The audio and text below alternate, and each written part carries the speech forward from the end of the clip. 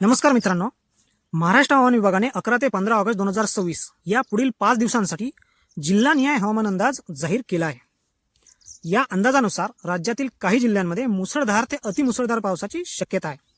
विशेषतः कोकण किनारपट्टी आणि घाट परिसरातील नागरिकांना सतर्क राहण्याचे आवाहन करण्यात आले आहे. तुमच्या जिल्ह्यात पाऊस किती पडणार, कोणत्या जिल्ह्यांना मुसळधार पावसाचा इशारा आहे, चला जाणून घेऊया महाराष्ट्र हवामान विभागाचा संपूर्ण अंदाज. कोकण विभाग. कोकण विभागात पालघर, ठाणे आणि मुंबई जिल्ह्यांमध्ये 11 आणि 12 ऑगस्ट रोजी मुसळधार पावसाची शक्यता आहे. यापैकी ठाणे जिल्ह्यात 11 ऑगस्ट रोजी जोरदार ते अतिजोरदार पावसाचा इशारा देण्यात आला आहे. रायगड जिल्ह्यात 11 आणि 12 ऑगस्ट रोजी अनेक ठिकाणी मुसळधार पाऊस पडू शकतो.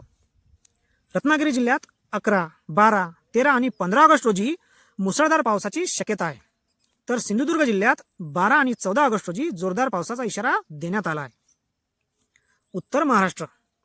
उत्तर महाराष्ट्रात धुळे, नंदुरबार, जळगाव आणि नाशिक जिल्ह्यांमध्ये 12 ऑगस्ट रोजी मेघगर्जनेसह पावसाची शक्यता आहे. नाशिक घाट परिसरात 11 आणि 12 ऑगस्ट रोजी मुसळधार पाऊस पडण्याचा अंदाज आहे. पश्चिम महाराष्ट्र. पश्चिम महाराष्ट्रात अहिल्यानगर आणि पुणे जिल्ह्यांमध्ये हलका ते मध्यम पाऊस राहण्याची शक्यता आहे. मात्र पुणे घाट परिसरात 11 आणि 12 ऑगस्ट रोजी जोरदार ते अतिजोरदार पाऊस, तर 13 ऑगस्ट रोजी मुसळधार पावसाचा इशारा आहे. कोल्हापूर घाट परिसरात 12, 14 आणि 15 ऑगस्ट रोजी मुसळधार पावसाची शक्यता आहे. आणि सर्वात महत्त्वाचे म्हणजे सातारा घाट परिसरात पुढील सलग 5 दिवस मुसळधार पावसाचा इशारा हवामान विभागाने दिला आहे. मराठवाडा. मराठवाड्यात छत्रपती संभाजीनगर, जालना, परभणी, बीड, हिंगोली, नांदेड, लातूर आणि धाराशिव जिल्ह्यांमध्ये मुख्यतः हलका पाऊस अपेक्षित आहे. काही ठिकाणी मेघगर्जनेसह पावसाची शक्यता देखील आहे. विदर्भ.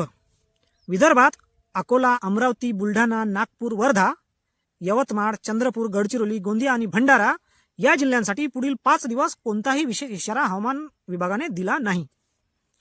तर मित्रांनो, महाराष्ट्र हवामान विभागाच्या अंदाजानुसार पुढील 5 दिवस कोकण, नाशिक घाट, पुणे घाट, कोल्हापूर घाट आणि सातारा घाट परिसरात मुसळधार पावसाची शक्यता आहे.